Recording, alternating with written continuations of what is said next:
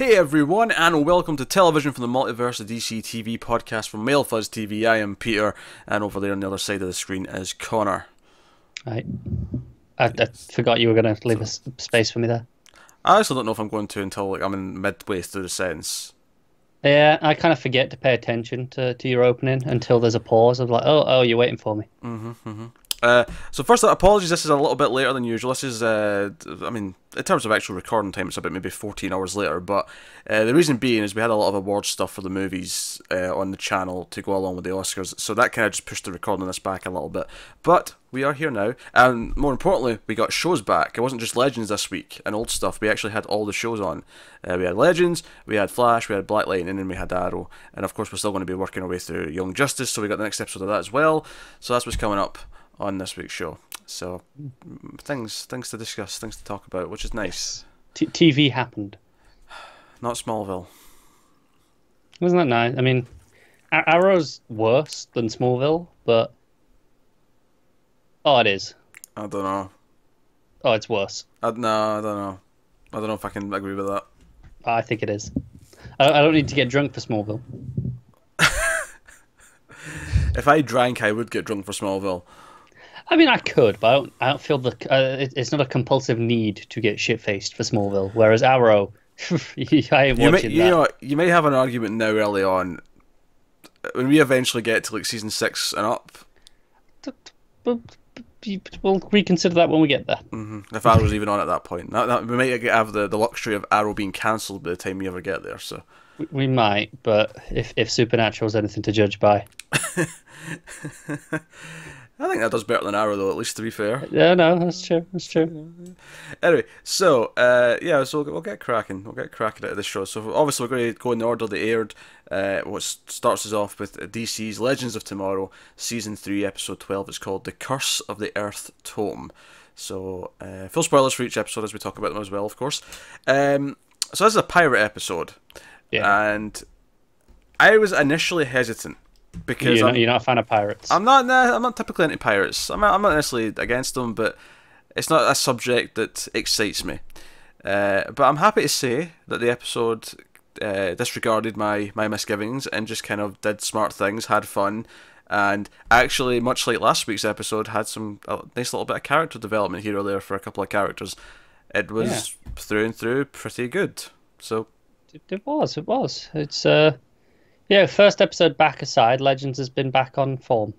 Yeah, we had obviously Sarah is away from the team for a good chunk of the episode. She's on a date with Ava, and there's some comedy there. Obviously, Mick, they all know she's going on a date, but she's like lying to them anyway and saying she's got business back in Star City, and Mick's just like, "I'll bet you do," and his gruff voice. Yeah, and obviously it leads to hilarity with that, but the rest of the team, initially they're just going to Detroit to see if they can find the next totem, because Damien Dark's already got 2 of them now. Yeah, or he has the second one when they get to Detroit. So they're like, wait, we've tracked him. He's back in this time period, and we got this is a photo. Damien Dark was there. He was there, and he was doing shady things. And we started with obviously a scene of the flashback with Blackbeard and his missus. I say missus, but the wench that he was currently involved with. I mean, he calls her a pirate queen. I guess Mrs. is good enough for that. They find a totem and it kind of consumes her and he buries her. In fact, one of the biggest laughs I had in the episode was towards the end when they actually get back to the location where they buried her, and Blackbeard's kind of explaining what happened. He's like, well, I mean, the vines were, and she was destroyed and she was beside herself, so I did anything that what any good man would do. I shot her in the head and buried her with the treasure. And Amaya's face when he said that just cracked me up. It was great. It was great. But yeah, so we have Amaya get some character development. She's like, basically Mick gives her a chance to loosen up and be a pirate for a bit, and she kind of has fun. It's also an excuse for her to use a real accent a little bit. Yeah, or close to a real accent. I don't know. She's probably. It's definitely put on a bit. Yeah, but it's definitely, she's got an English accent, so she's it's something a bit more natural. You can tell she's having fun with it, and that's all going on. There is some actually more serious stuff towards the end of the episode where Ray uses the fancy gun he made, and he actually he shoots Dark's daughter who is dying, and then he feels really guilty about it. And I mean, it's not like he goes out his way to do it. He does it to protect Amaya. Amaya's dying. Like, his daughter's killing Amaya at the time. She's like sucking the life out of her. So it's as justified as it gets. But he can't live with that. He's been the hero, and I have to kind of criticize him for being an idiot again because he gets captured because he goes back to help her. Yeah, but I was like, oh, we need to start up the Ray F-up counter again. Yep. However, I'll at least give him some leeway here because it was a noble, heroic, drive that made him go do the stupid thing. So I can't. Yeah, and I like that Dark was kind of willing to just let him go, to save her. He was like, fine, here's the amulet. Just, take it, go, save her. Yeah, he was willing to give up his plans. When she gets up, that's like, no, you ain't going anywhere. Yeah, he was willing to give up all of his plans with the totems and just give it away to save his daughter. But, makes Dark slightly more interesting. That he's, Yeah. He's not willing to just sacrifice her. There's another layer there now. Yeah, which is kind of nice. But, yeah, so that was much of the episode. We had a lot of Amaya convincing the pirates to, come with her. And some fun stuff. Blackbeard here was pretty funny. I think he... his basically... you expect him to be this tough guy because he's Blackbeard, and he's a complete and utter snake. He's a coward. I really like that they played up the English nobleman aspect of Blackbeard. Obviously before he came Blackbeard. Yeah. They played up that side of it and be like, no, he's still that. He's just kind of putting on this front, much like Amaya is. Because he's a weasel, though, because as soon as he's questioned, you think he's going to, fight back, and he immediately just breaks, and he's like, oh, it's right here. Do you want me to draw you a map? It won't be quite to scale, but I'll do my best. Yeah. He's like, it's fine, it's cursed. They can have it. Yeah, and same when he ends up coming back, because they're in the Bermuda Triangle, the Devil's Triangle, and they get stuck back in present day where the ship's wrecked, and that's actually another... In fact... I bet I lied earlier. I said the funniest part of the episode was Amaya's reaction to Blackbeard saying, he did the noble thing and he killed the girl. The funniest bit actually might be Sarah's actually got a call from Gideon halfway through the dinner date saying the Legends went back in time to try and deal with Damien Dark, and she just ignores it. She's like, "No, I'm on my date, damn it. I'm enjoying my time." We're being normal. And it's when we have the funny thing where Gary shows up and Ava runs off to deal with him for a second, and Sarah just looks out the window and the Wave Rider's just falling through the sky, burning. And that cracked me up. And she's like, "Yeah, I'll take the check." Yeah, that was good. And of course, let's not play down the pantsing of Gary. Oh, how could we? Anything that furthers the running joke that is Gary is a fantastic addition to any episode. The best part about it is that as he's running off with his stuff's down at the ankles, he's running about in his underwear, he's just shuffling along. He just says, "Not again." And do you know what the best bit is as well, on top of that? Some guy just goes past him on a bike and doesn't even give him a second glance. It's like, yeah, okay, this is a common sight for Gary. Yeah, how many speedsters swoop in and pant you? I don't know what's happening here. But, yeah, so basically Rip is trying to convince Wally to, come back out of the world and be a hero. And he does so by getting drunk with him and doing some karaoke in Japan in 1992. I was so down for this whole thing. Honestly, obviously the plot here is pretty silly. It's just them kind of bonding for a bit. But honestly, giving Wally some funny stuff to do was actually really pleasant to just see. Well, an entire scene of them singing "Careless" Whispers. I'm down. Yeah, it was good. I'm like, yes, this is what I expect from Legends. It's the kind of time that Wally just didn't get on the Flash, and even though he's not in the team yet, and obviously when we get to the end, he's like, "Hey, you're an outcast, but don't be a girlfriend. Luckily, I know a place where outcasts flourish. They even become legends." And it's like, it's just, cheesy. God, yeah, because he knows what he's saying. But it seems like that's kind of obviously gearing up for the next episode. But no, it's nice to see that even in this small subplot, I was kind of digging what they were doing with Wally. Like he was having some fun. Also, I love Rip's attachment to his coat. Oh yeah, it makes him break into the Time Bureau and steal the coat. Yeah. Now, which leads to the whole Ava Gary thing at the dinner table, and all the shenanigans. There's a lot. It's funny. There's actually quite a lot going on in this episode at various points. It's very well juggled, though, isn't it? Here's something that I thought was amusing. This is just a personal thing. Is when we first saw Amaya on the bridge. The start of the episode, I went, "Oh, she's changed her hair," because it was really straight and it was different style than maybe what we're used to seeing it. And then Zari walked in. And Amaya goes, "Oh, Zari, I like your new hair." I'm like, "Oh, I didn't notice her new hair." And I just thought it was funny that the one I noticed they never brought up. They acted as if nothing had changed, but the one I didn't notice, they actually wrote a scene into the dialogue saying, "Hey, your hair's different." I'll be honest, I never noticed Amaya's hair, but I'm awful at noticing things like that. So clearly, I am as well. Clearly, I'm hit and miss, but yeah. This is a case of if it's not pointed out to me, there's a very good chance I might not notice it. Yeah. Also, at one point, it was a nice little callback to last week's episode where at one point, like, oh, something's wrong on the ship, something's happened, and Zari's like, wasn't me. Yeah. Didn't do it. Which is nice. There's a bit of continuity there. It's nice to have that going. But no, yeah, mostly this was a really fun episode, and Ray's mess up at the end felt like a natural little kind of.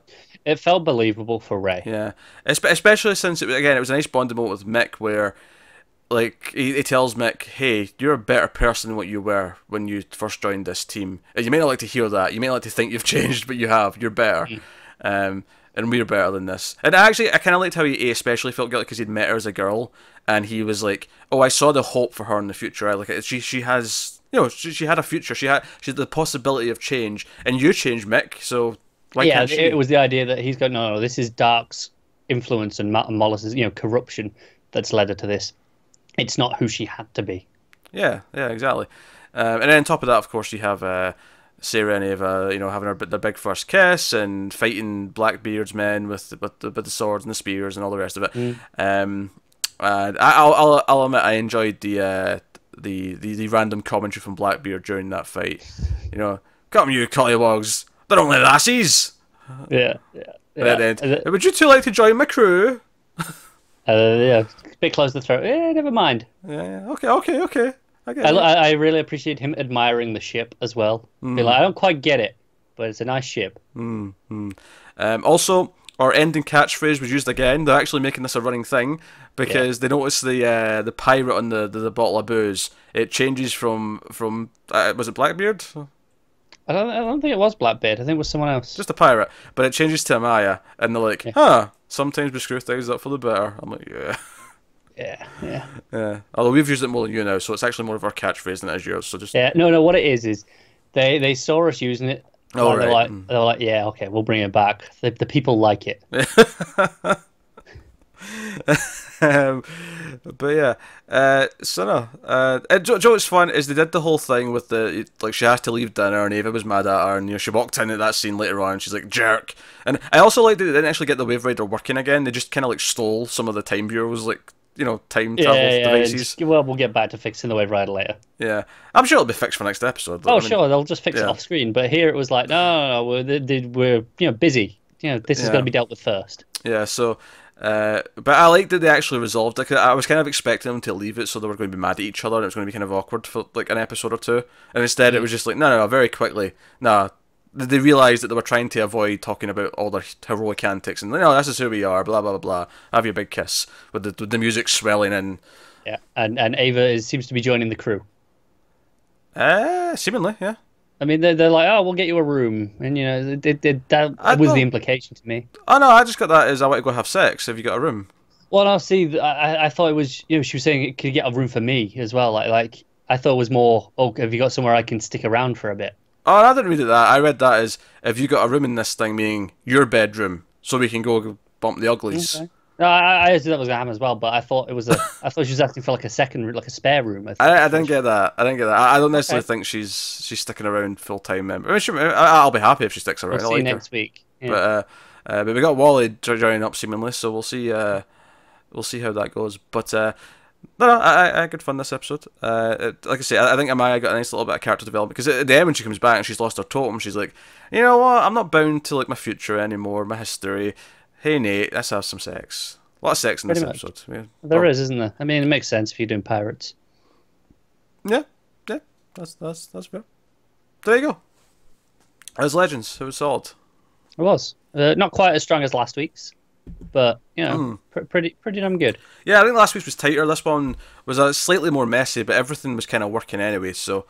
Yeah. Credit to it because like I say, it started off with the pirates, and I'm like, not really feeling this because it's one of those things where I always feel like no matter how good they look, there's part of it that just feels like dress up to me. Okay. Which they kind of get away with in a show like this because it's more cartoony, but luckily when the comedy starts kicking in, it's like, okay, it doesn't really matter anymore. Yeah, it's just this is the what it is for this week. Because when it was the opening flashback and it was like it was just Blackbeard and like his men, and I'm like, this feels all a bit, hokey and I will pantomime. say, in that opening bit, the vines looked really rough. Oh, the CG, yeah. Yeah, yeah. It wasn't like great later, but it was better. Later on when it was in the fight and the main stuff was happening, it's like yeah, it looks fine there. But that opening bit where they come up around her when she puts the totem on, oh, that looked rough. Yeah, and obviously there's 6 totems. They only knew about 5. They need to find them so they can fight Malice. Yeah. Just to establish the main plot stuff that's going to be important going forward. Yeah. Not that that's what we really care about as much. I'm somewhat intrigued as to what the 6th is, because obviously it's 4 elements and then spirit is the 5. Well, it's the Infinity Gems, right? So, so soul or time. I mean, time would be appropriate. Oh, it would be, yeah, given the premise of the show, yeah. No, that makes some sense. Alright, so shall we move on to The Flash, Season 4, Episode 14. It's called Subject 9, meaning the 9th person on the bus that we've been dealing with. I thought we'd have 12 in a row and we'd be done for Episode 12, but no, we've kind of spread them out. Which is actually kind of a good thing, because it means it's not been the same. Oh, it's another bus person this week. It's been kind of making them last. Yeah, mix and matching. An entire subplot with Harry, and as he put it, D.A. Cecile Horton. I never knew her last name, but every time he ran into her, he's like, "Hello, D.A. Cecile Horton." Do you know what? The first time he ran into her, it was in the coffee shop. Yeah. And he just said, I was like, is that actually Harry? Like, is this someone being an imposter who doesn't realize that close? Not close, but they actually know each other. No, that's just how awkward he is. Yeah, no, it becomes clear as it goes on. But at first, I was like, that was weird. Yeah, and she gets help because As is the thing, Joe's referenced a lot in this episode, but we never see him. He had the week off. He did. I don't know. I don't know what Jesse L. Martin was doing this week, but maybe he was. I don't know. Actually, I'm in Chef who's directing. That's often. No, he wasn't. No. He was just taking a long snooze. Yeah, apparently. But basically, his nightmares, because she's reading minds right now, are so loud that she can't get any sleep. And all I could think was, go sleep on the couch. Like, there's a simple fix to this. There's a really simple fix. If it's that much of a problem, there's a simple fix. Sleep in another goddamn room. Yeah. Unless they're that loud and she's hearing them across the house. Oh, I mean, sure, but I doubt it. But anyway, so, hey, make me a thing. It didn't actually say that, like, he suggested it, but it was kind of like, it felt like she was hitting, like, hey, you build things for these awkward sciencey elements. Yeah. So, here's the thing. So, people have actually been saying in the comments a couple of times over the last, I don't know, couple of months. Last season, DeVoe from the future actually mentioned they built a device, the cerebral inhibitor. Barry from the future. I said DeVoe, didn't I? I meant Savitar. That's why I didn't say Barry. I meant Savitar. But, yeah, Barry. Yeah, Barry who has Savitar from the future, from a different timeline. It's not going to happen now. But, anyway. So yeah, he mentioned this cerebral disruptor, I think was the exact phrase. Inhibitor? I said inhibitor first, but it disrupts, so I think it's disruptor. Okay. I don't know. Well, it doesn't really matter. The point is... No, it doesn't. The point is, it was mentioned last season, they all heard about it, and it's brought... Wells kind of stumbles onto it, because he's building the thing for Cecile, and he's like, hey, if we reverse this could be something to be used against DeVoe. And then they all remember, they have the flashback, and they all remember, like, future Barry saying this stuff, and it's like, why haven't we been trying to build this all season? Like, we knew that there was a thing. Yeah, no, we did. It existed, so, that was a bit clunky. It was a bit, yeah. I had a decent amount of fun in this episode. I didn't really necessarily care so much about the country music chick who's like the focus of the plot. I disagree. I think that was the best part of the episode. Oh, really? I thought it was okay. I wasn't really... I thought she was pretty likable. Into it that much. It's kind of fair. I kind of feel like she's here to give Ralph some motivation. Something definitely. Personal but I thought she was likable enough that it worked for me quite well. Well, she's dead now, so you're fine. Yeah. Well, dead. But her body's still around. Her body's around, but she ain't in there. Unless they find a way to bring everyone back in their bodies, I think they're all dead. Cheap. That would be pretty cheap. Because it would belittle the moment where she's like getting her brain sucked out essentially in front of Ralph, and he's like watching it, he can't do anything. Mm. You know, I had a couple of really great moments in this one though, and they were both just quick little line moments. When they've been searching, because they go and they go to Izzy, who's the country music person, and she's got this power. It's kind of like Black Canary, but Black Canary meets like music, where she can beam out audio waves, but she can do it with the violin. So it's like, Yes. you know, and they met her once, and she basically told them to piss off, and they're looking for it, and they're trying really hard, and they're satellites this, satellite that, where you know, where you're looking through the security cameras all over the city, and blah blah blah. And Ralph, being a PI, is just like, did you check our website? And there's like, of course we checked the website, of course we did. And it's like, and you just see Iris's eyes just like, just looking down, like, and I never did it. Did you do it? And my favourite part is Cisco's voice breaking as he yells Iris. He's like, no one checked our website, Iris. Yeah, It brought me. cool. That's my second favourite funny moment. Yeah, of the episode. no. I know what the favourite is, because I don't think it's supposed to be that funny. So we joke all the time that Barry's willing to take his hood off for just about anyone. They just like, hey, I'm Barry Allen. Even when the person wouldn't even know who Barry Allen is. Not really. Sure, he went to see her earlier in the episode, but other than that, so it wouldn't mean anything to her. It's not like at least with like Cecile, it's like, hey, I'm Barry, you know me, so you can trust me a bit because you've met me a few times and whatnot. So she's like, yeah, your power hurt DeVoe. We could use you. Yeah, that's right. You can't even trust us, can you? You know what? And the mask was up. But the best part about it is, as he's doing it, Iris is over at the desk. She's like, "Hey, Flash, stop!" It's like, oh, not again. I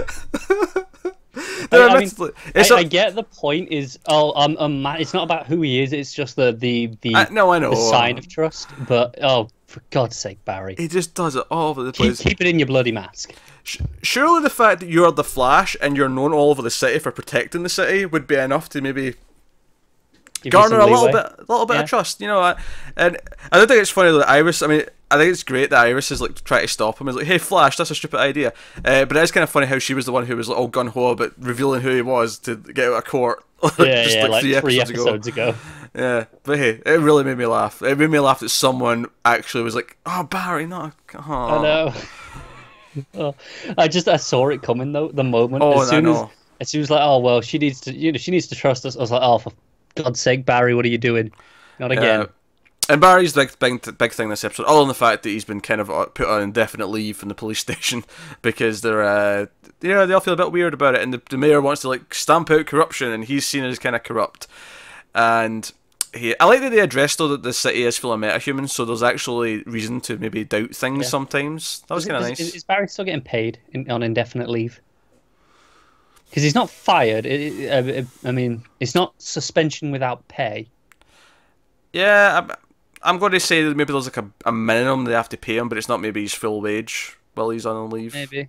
It's just the pay. I mean, obviously it varied where you go, but yeah, you're right. It's not suspension without pay. So I imagine. Yeah, I'm just questioning it because, like, not all of them have jobs. He was one of the only ones with an actual job that brings in income to pay for his fancy apartment. I'm going to assume it's like jury duty where you get paid so much per day, but it's like, nothing compared to an actual job.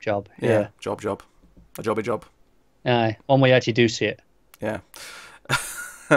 Also, I don't think anyone outside the UK uses the word jobby to mean poo. So that joke was probably lost on a lot of people, but yeah. A shit. Yeah. A jobby's a shit. Right, anyway. So Barry's been really hard, and he drives Izzy so hard that she ends up like getting a cut in her arm, which isn't a big deal, but they treat it quite severely, like, hey, you just got her injured because you were pushing her too hard.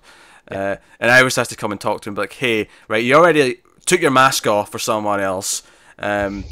Like, come on now. Do you know what I think's funny about it? It's almost like it almost could play in a funny kind of way, like how like a wife who has a husband who's always cheating around and he's always like just getting always naked hitting for people. On someone. Yeah, but instead it's just he's taking his mask off for everyone. It can almost play like a funny version of that if they want to go down that route. Yeah, it's like, keep it special, Barry. Yeah, I mean, you said earlier on, keep it in your hood. Like keep it in your pants. That could almost be the running joke. It's like, oh, Barry, you just give it out to anyone. Stop it. I know. Stop it. But yeah, so he learns to maybe calm down a little bit, because later on Cisco's like, oh, because they kind of figure out that maybe like DeVoe's base is in like a pocket dimension. That's why he's like, they can never find it. I do like that. Yeah, that's kind of cool. I still kind of hate how it looks, and I hate the goofy chair. You know, when you know, Unlucky Girl was in the chair, and like I was like, that still looks stupid. It doesn't matter who's in the chair. I'm not going to defend the chair, but I like the pocket dimension idea as a sign, you know, as a sci-fi like concept. I like it. But in my head canon, it's the same pocket dimension that the Green Lantern lanterns are kept in. Just because we're getting there, it's gonna happen one day. When they cancelled Green Arrow, yeah, they'll announce the Green Lantern's TV show. Can't have two greens at once. Yeah, they need that color scheme to be consistent. But they'll actually put. See if they just call it lanterns though, and don't put green in the title. I'm going to rage.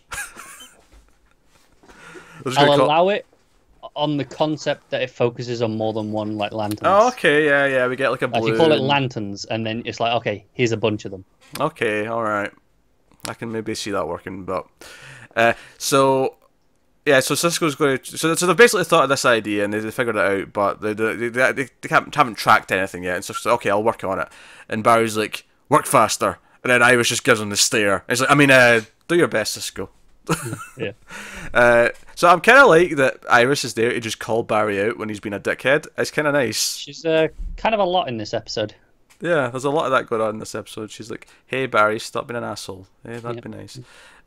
Also, I'll take more Cecile and Wells. They had a lot of. We kind of skipped over the middle part of their plot where he gets so angry that he starts throwing things across the room, which is very, you know, it's a lot. We're just talking someone who's like an acquaintance who you've done like a small favour for, and she comes in and she's like, "I can't sleep in this, Harry," and it's this big heavy helmet that cancels out the thoughts. And he's like, "Oh, I'm sorry, I've just created all this technology just for you, so you get," and you're complaining.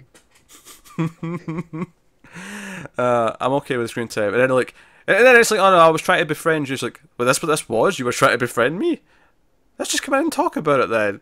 And then and then their conversation is him starting a sentence and her going, yeah, that'll work. Oh yeah, let's do that. Yeah, I also like at one point she like sort of hears his thoughts, and it's like it's almost like she's bewildered because he's so smart. Like she can't really process what was going through his head because he was thinking about quantum physics or whatever when he was thinking about these devices and whatnot. Yeah, exactly. So no. I mean, I had fun with the episode. Again, often for Flash, you'll like sometimes the plot's about but all the character beats kind of play out kind of nicely, and you're kind of in for all those moments.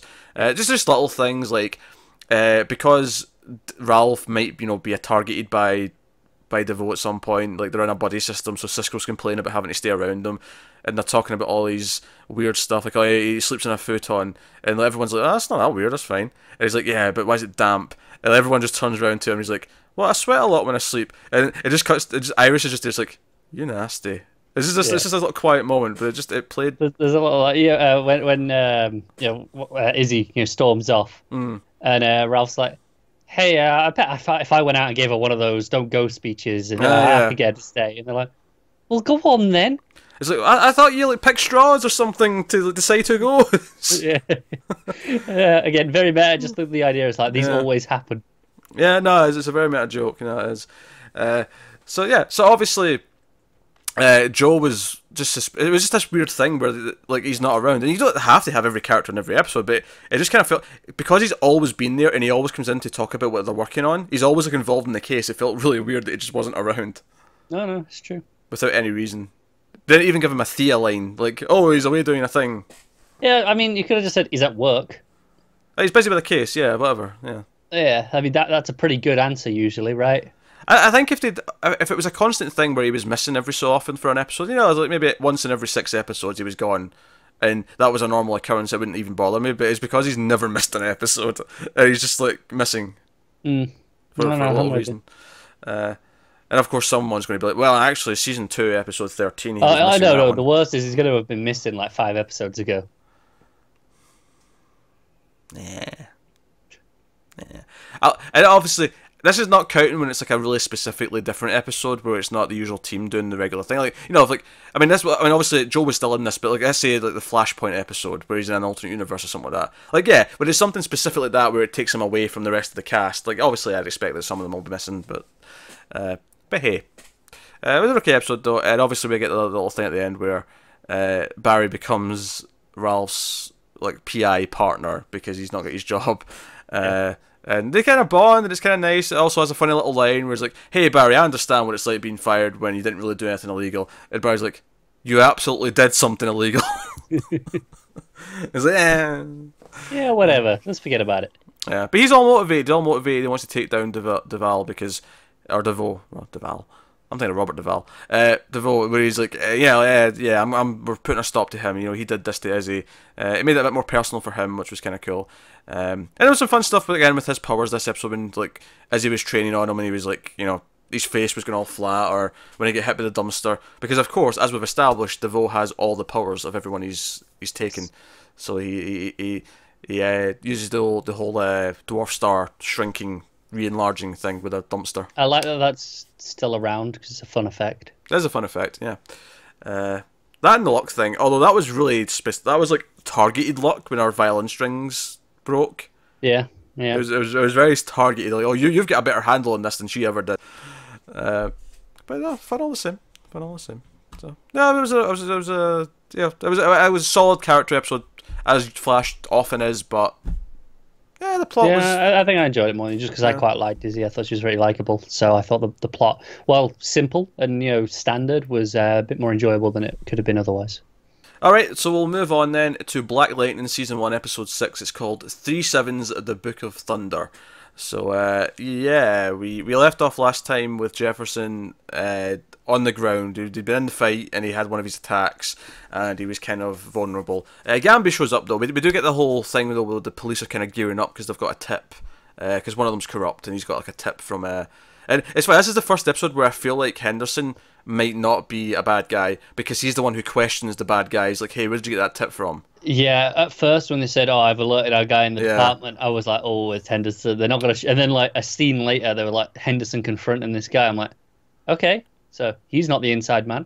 Yeah, and it's legitimately the first time where I've not thought he's the suspicious one. Agreed. So, I don't know if that's a fault in the rest of the show so far, that I've constantly been thinking he's a mole, but... I don't know if it's a fault in the show or if it's just we're trained with the expectations for this style of show for that to be the case. Yeah, maybe. So, a lot of stuff went down in this episode. I do think it was odd how they very quickly fixed his condition. It was just kind of like, oh, you basically had like feedback. Fix the suit. Yeah. It's fine. Yeah. And obviously it led to like, obviously Lynn notices the brains of the kids that are taking the drug are very similar to Jefferson's brain when it's almost like they're trying to replicate something with the drug, isn't it? Yeah. So it's interesting. So it does lead to stuff, but that part wasn't. It felt like they quickly brushed that over. Luckily, I thought the rest of the episode was mostly really good. Yeah, I mean, I don't think I loved it quite as much as some of the previous episodes. That's fair. There was a couple of clunky things. Like I thought when we get to the final showdown and Black Lightning and Thunder have a fight before they realise... Because of course they do. Yeah, that felt really kind of forced to me. It felt like, why... Because I get why... Because he goes to defend Lynn because he thinks, oh, bad stuff's happening. I've heard, people breaking in, right? Yeah. And he goes to defend her, and he sees, this Thunder in her costume, not quite catching who it is right away. And, okay, I get, you fight her a bit, but... This fight goes on for a while, and he's like, with his electricity, he's basically like, slamming her against the ceiling and the floor, and I'm like, all right, calm down. I think it was on too long where he's looking right at her without noticing it, because as soon as she's out and he turns her over, he looks at her and goes, oh, I know who this is, like pretty straight away. Yeah, shit, I just beat the crap out of my daughter. Right. It's like, oops. But I feel like it takes a little bit too long to get to that realization, because don't get me wrong, it's not like she's not doing a good job for hiding who she is to random people, but still pretty clearly her to like I said, he takes one look at her when she's not moving and goes, and I'm glad, because I would have called bullshit if he didn't realize it was her immediately. But obviously we're saying it went too long, but at least they did this scene. Like, see if they'd left the scene and thought, oh no, I don't know who this is, that would have annoyed me so much. That'd have been maddening. I thought the character work though was mostly pretty good with her. It was a really, because she does the whole thing where they go and use the water guns to paint all over the statue, and they get arrested. And it harkens back to the start of the show, and she's arrested again, and like her dad has to come pick her up. And there's that great moment where he's like, hey, I don't want you to do anything, all you have to do is give one cop a reason to think that he's in danger, and he can oh well, better off shooting her than risking anything, and that's you gone. And she kind of agrees, and begrudgingly, and then he's left there looking at the mirror, and like the night before he went after this guy who killed his father and left himself vulnerable, and he almost, he was almost in trouble. Like, if Gambit hadn't come and got him. So there's this moment of hypocrisy that shows how similar they are, which is great, because ultimately the point of the episode is by the end, everyone kind of realizes, wait, she's trying to do the same thing you are. She's got a costume on, she's got powers, she's doing all this stuff. So I thought that was smart. I thought that worked really well, and it got really real world for a couple of minutes as well, because obviously they had the thing with the statue at the start, but midway through the episode when it's on TV, and there's like actual protesters, there's white nationalists protesting around. I'm like, okay, and then they actually bring up that someone drove a car and killed someone. Yeah, I thought that was a bit on the nose. I don't know, because that was exactly what happened. Oh no, it is. I thought it was a bit too specific to just use that. It is exactly, but I think that's the point. Like, I feel like obviously you can not like that they just took the exact thing that happened, but I feel like they're wanting to make a point by saying, no, this is exactly what happened. I like the point of the protests and the protests going wrong and someone getting killed, but couldn't you have changed it up a bit? Did it have to be, exactly what happened? I mean, I think it's. I mean, if you have a problem with them taking exactly things that have been happening in the last, year or two, and using those exact kind of scenarios, I think it's fair if that's something that rings a little bit. I don't know, not false, because it's not false because it's real, but I think it's almost cheap, because it's the easy route of doing the exact thing.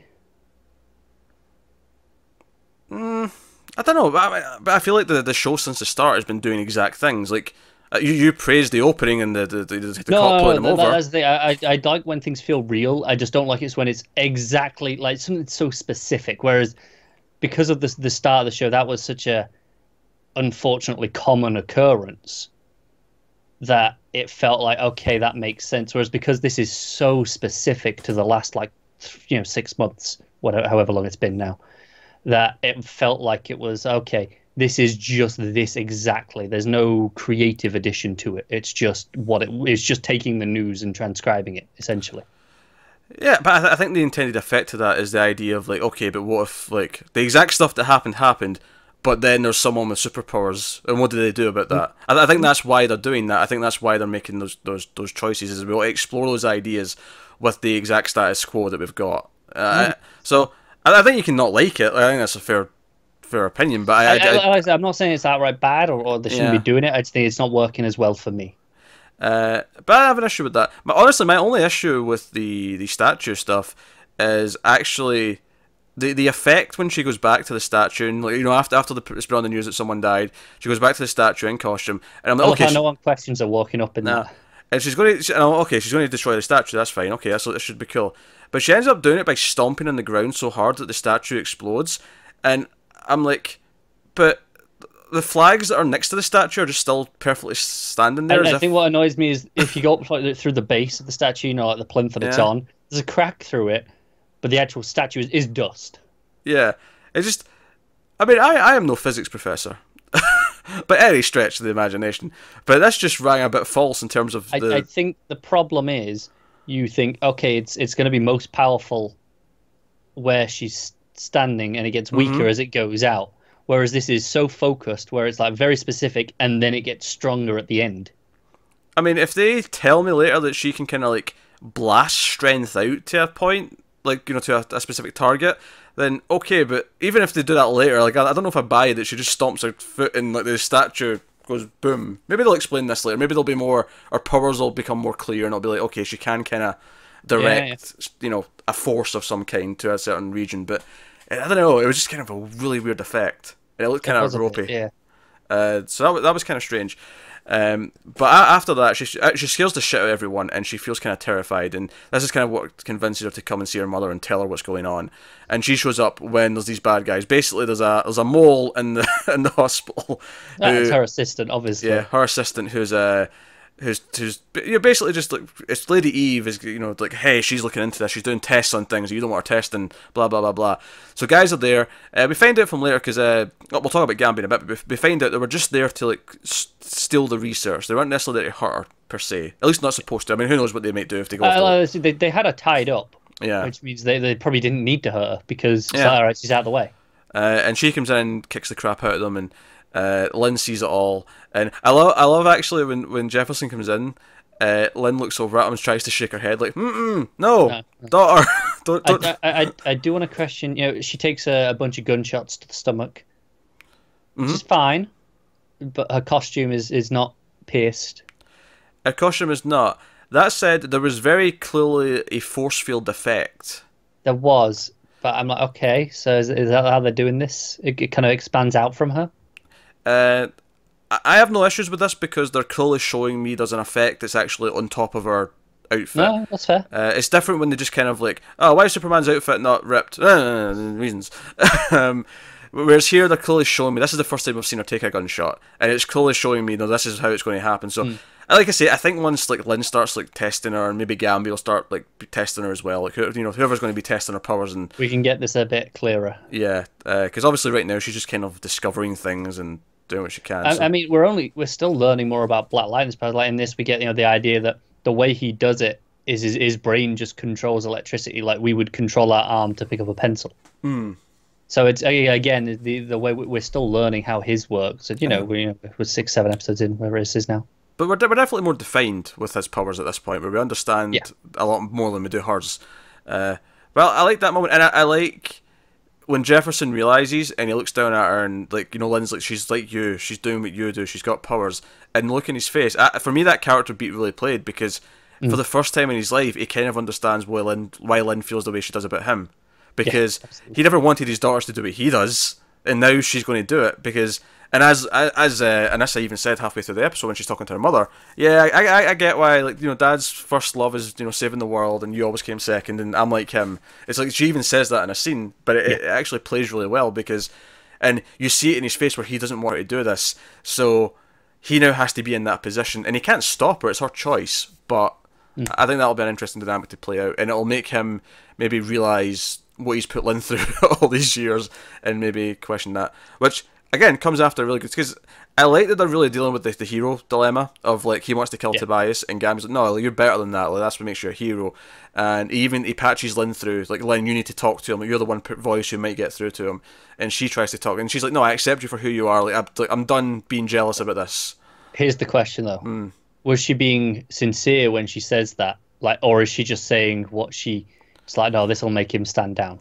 I think she's being sincere. I think it's the case where you're pushed to the edge, so your real feelings come like bursting out, kind of thing. No. Because I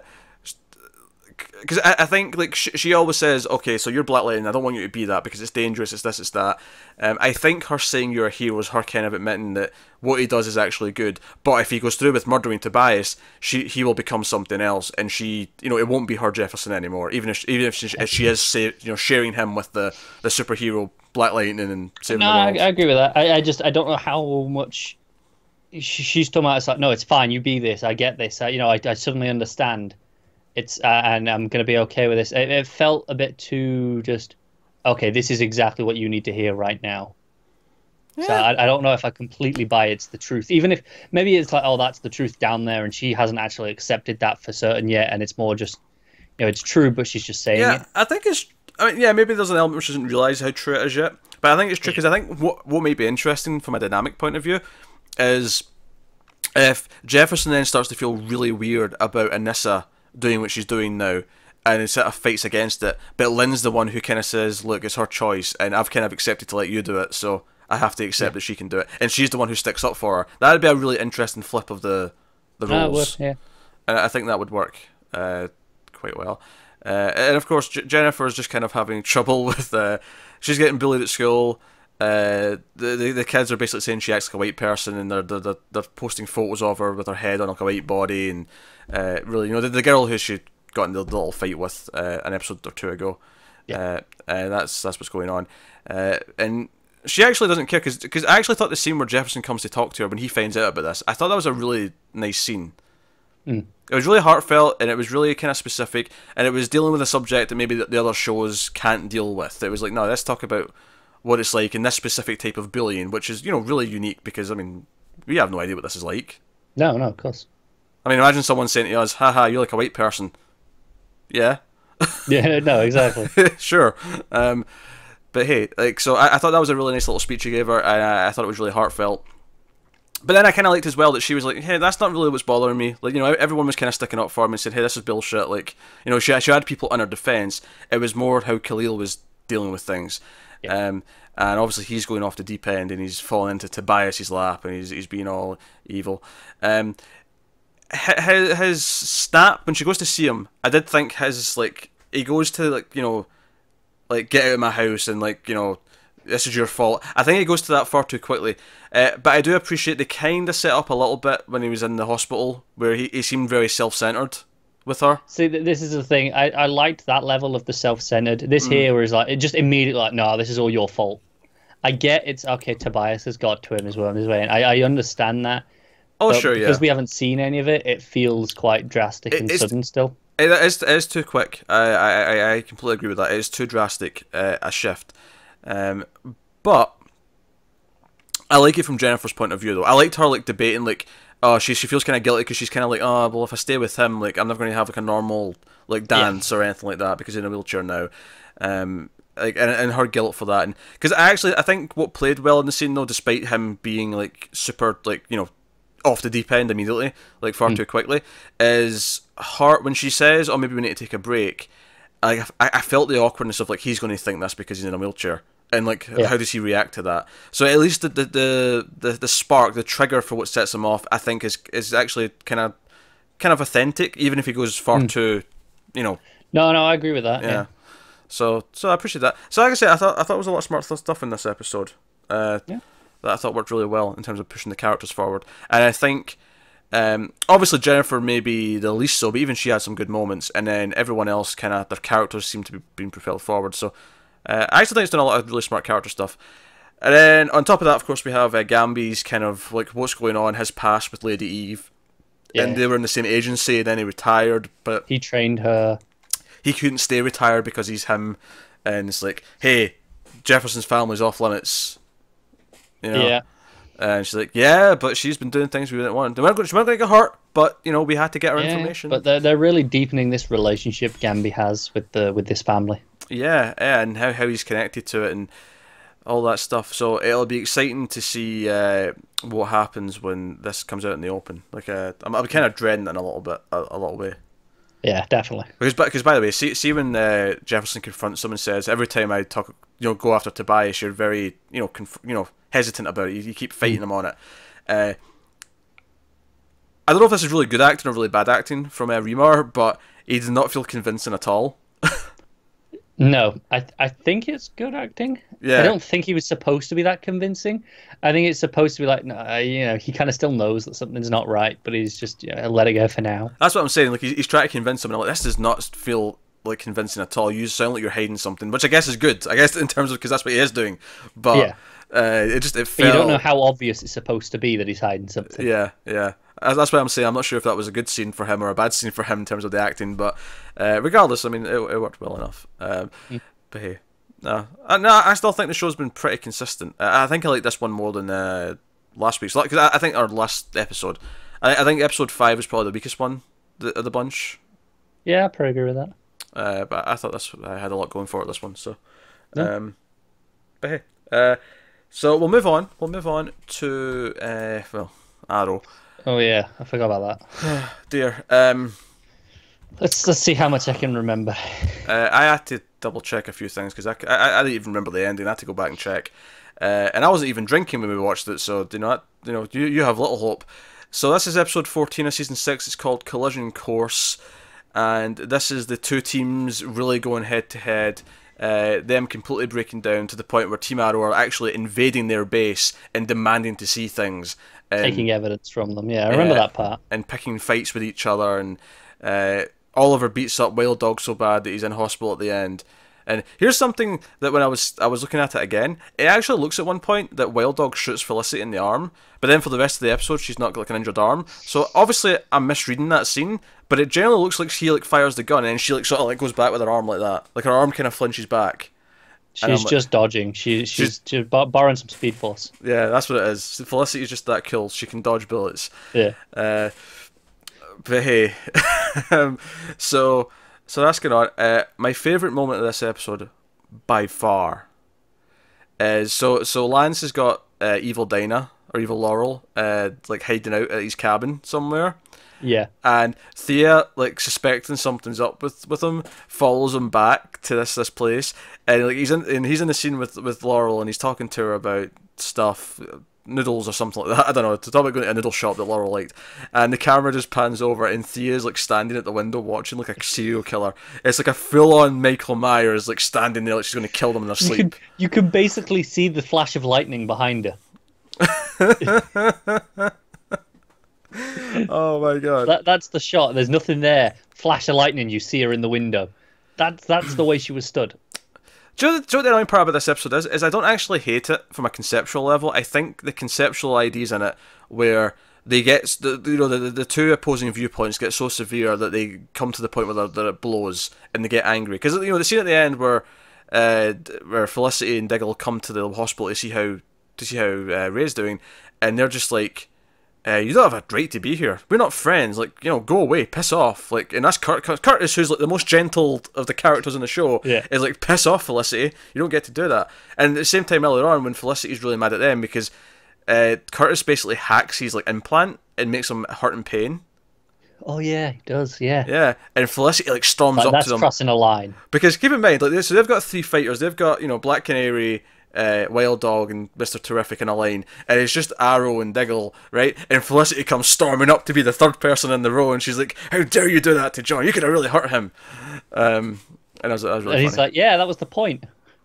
Yeah, but again, you have the moral thing where she wants to kill Laurel, and even Curtis is like, "Hey, you're not this. You're not a killer." And obviously. I like that Oliver actually addressed that he's a bit of a hypocrite because he keeps trying to tell her that she shouldn't kill someone, that it's cold-blooded and it's wrong. And I was cracking jokes left and right as we were watching this. I was like, you're wanting to talk? You've killed like 50 people at least on camera. What the hell? And he actually at one point says, I know I don't really have much right to lecture someone on killing people. And I'm like, then stop it!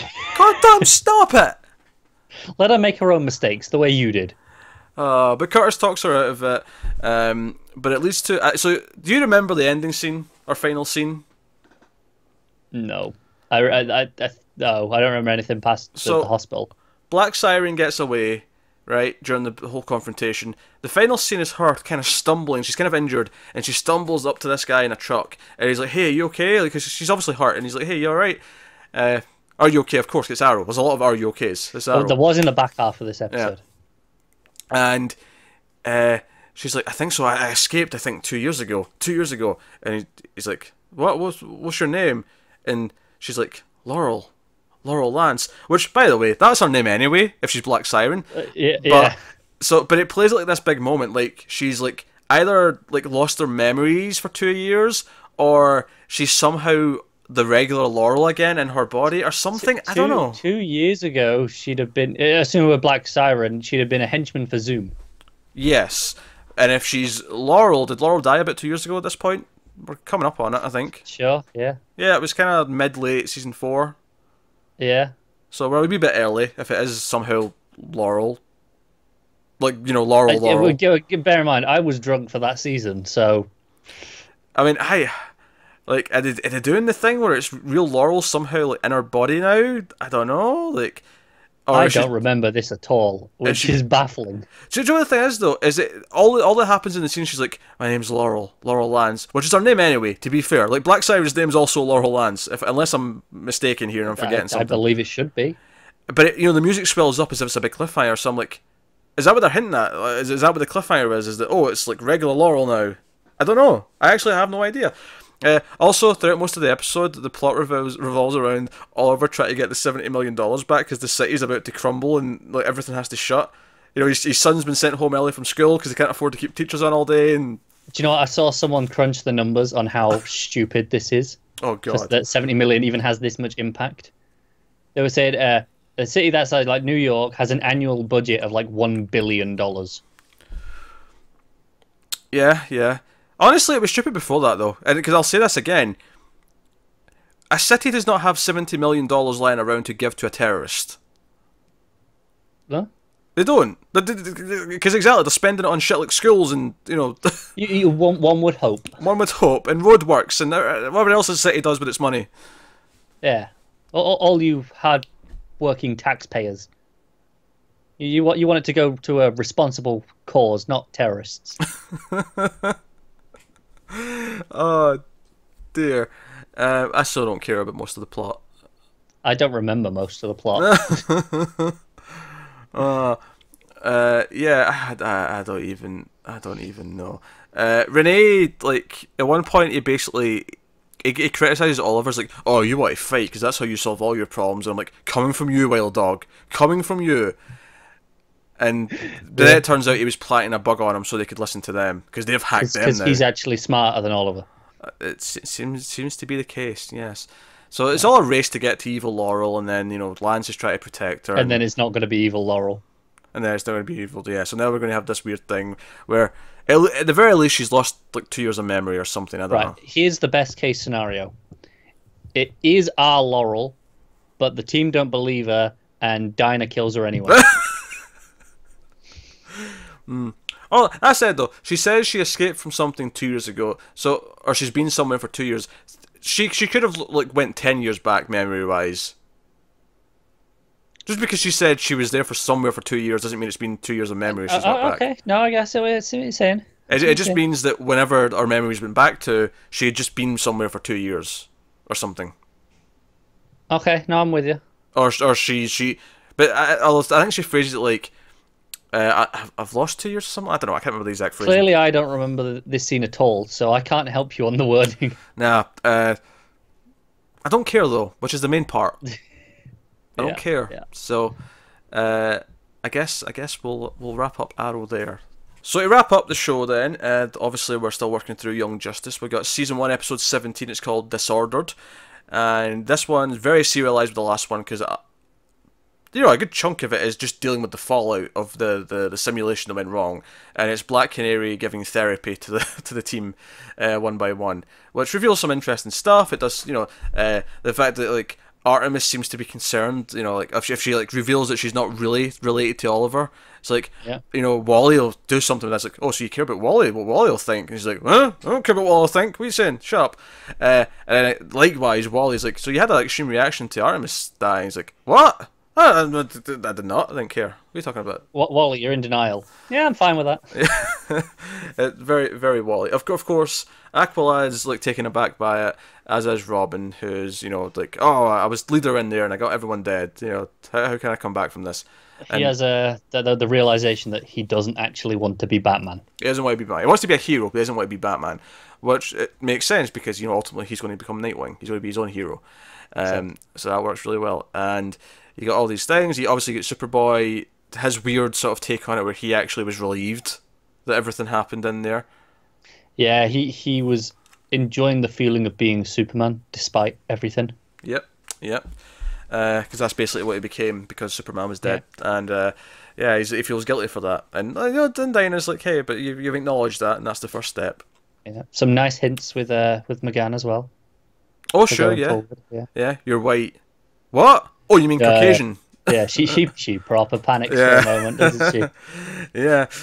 So that was good little stuff. But obviously, the main action plot that's going on while all this is happening is Connor goes out with the sphere, which turns into a bike. Hover bike. A hover bike. Yes. The super cycle, I believe, is the. That's what Wally calls it at the end. Yeah. Yes. I think that's what it's called in the comics, though. I believe I've heard of this, the super cycle. Yeah. And he flies off with that, with Wolf for a whole thing. By the way, I love that when it turns into the bike, both Connor and the Wolf have both got their mouths just kind of like... Wolf's expression killed me. Yeah, Wolf being equally shocked was really funny. Really funny. So the plot of this is that the Forever People have shown up from New Genesis, the New Gods. And they're here to track down stolen New Genesis technology. They've got a mother box, of course, and they're coming in their ship. And they were coming for the super cycle, but it turned out that they realised, Connor already rescued it from whoever the actual person who stole it. But there's other stuff we need to get as well. So Connor comes along and they'll help, and we get. Now I wasn't super familiar with this group. I've heard of them. I did a little bit. I looked them up. I was just curious, especially after they did the really cool thing where they turned into a big dude. I was like, I need to know about this. What's going on? They do their Power Rangers thing. Yeah, they do the Power Rangers thing, and they turn into Infinity Man. they basically swap with him so he can fight for them. And then on top of that, if it wasn't enough Power Rangers like sort of comparisons as it is, then the Super Cycle like forms a new head for it and like attaches so Connor can like drive it later on. It's so cool. Yeah, it is pretty cool. I have to admit, I was like, you know what, I'm kind of feeling these for other people. I'm getting more and more reasons to go back and read Kirby's Fourth World stuff. It's on my to-do list. As time goes on, obviously I'm a big fan of Mr. Miracle now, thanks to Tom King from the comics. Yeah, so. I grabbed that the Mr. Miracle Kirby stuff when it was on sale because Yeah. they're reprinting all of his stuff in the thick trades. But there's a point of this where like he's like, "Hey, what's going on here? Someone explain this to me."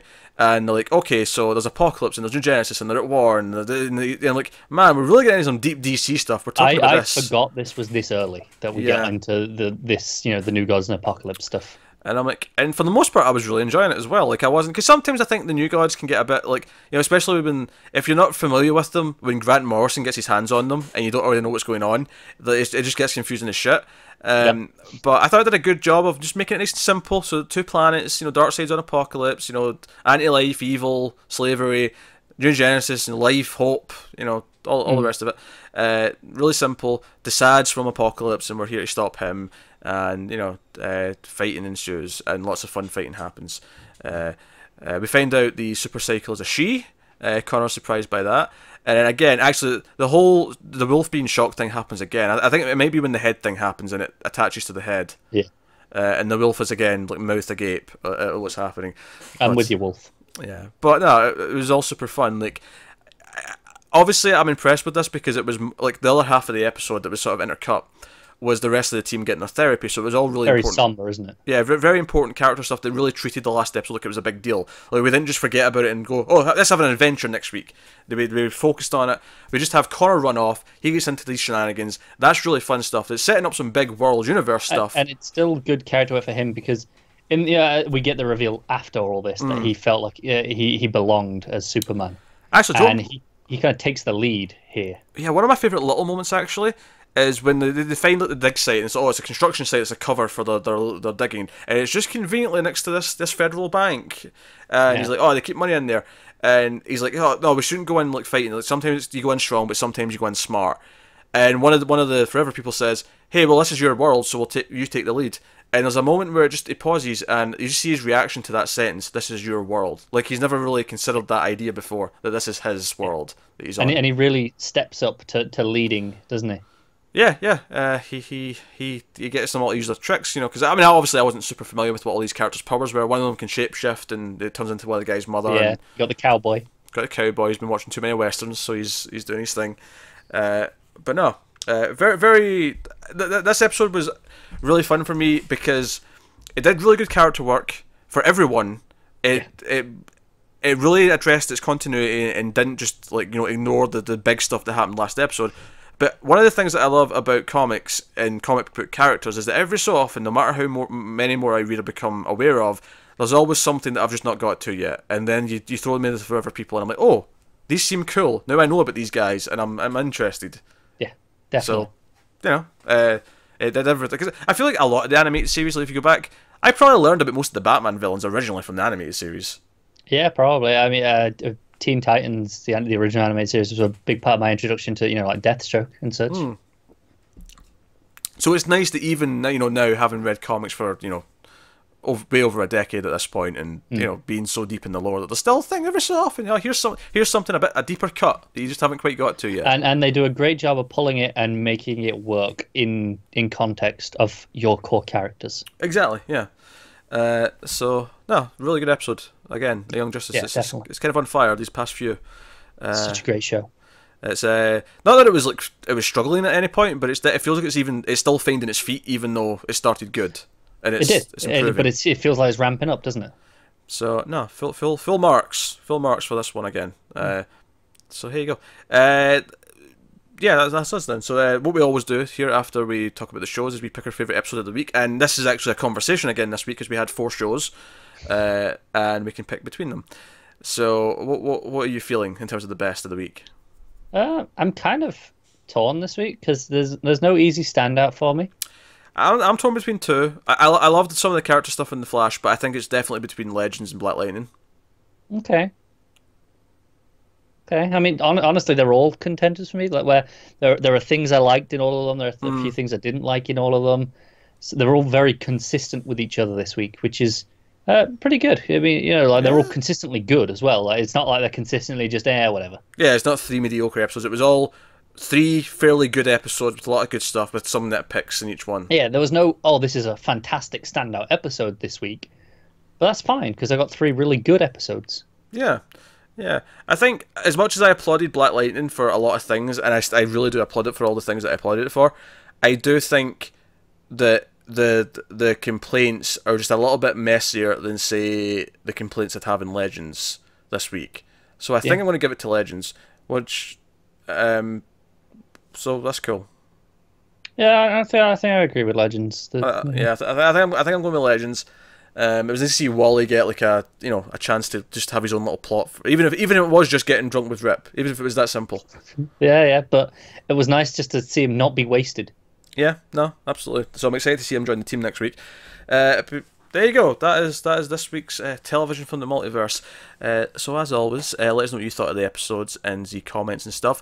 Like, subscribe, get us on the Twitters at DC Comics Podcast. If you want to support the show and the channel, head over to patreon.com/MailFuzzTV. There'll be a link in the description to that. But otherwise, that is us, and we'll be back at our regular time, whatever that may be. This next week. I mean, it's technically this week now because we're late with this one, but it's just next episode. It'll be when you expect it. But hey, so there you go. That has been Television for the Multiverse. Thank you once again for watching or listening. We always appreciate it. Keep watching silly cape shows, and always remember that sometimes we screw things up for the better.